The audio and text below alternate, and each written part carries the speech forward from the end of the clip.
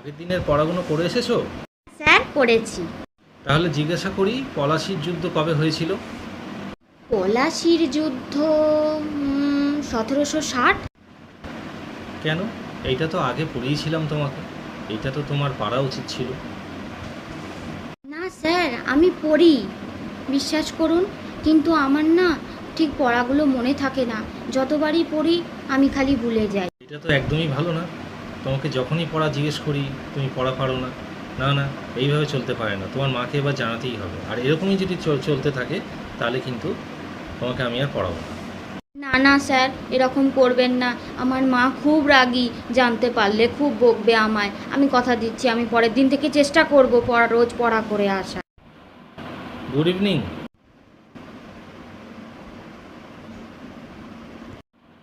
কী হলো? তুমি শুনলে না আমি কি বললাম? হ্যাঁ স্যার, কিছু বললেন? আগের দিনের পড়াটা করে এসছো? স্যার পড়া করেছি। তাহলে একটা প্রশ্ন করি, পলাশির যুদ্ধ কবে হয়েছিল? পলাশির যুদ্ধ এই তো পরশুদিনই হয়েছিল স্যার। এই তো রামবাবুদের বাড়ির বাগানে যে পলাশ গাছটা আছে ওইটারই তো ফুল নিয়ে ওনার বড় বৌমা আর ছোট বৌমার মধ্যে যে যুদ্ধ হয়েছিল সেটাই পলাশির যুদ্ধ। কি কি যাতা বলছো? ইতিহাস বইতে কি এইটা লেখা রয়েছে? না, আমি তোমাকে পড়াতে পারবো না। তোমার মার সাথে এবার দেখছি কথা বলতেই হবে। Okay sir, no problem.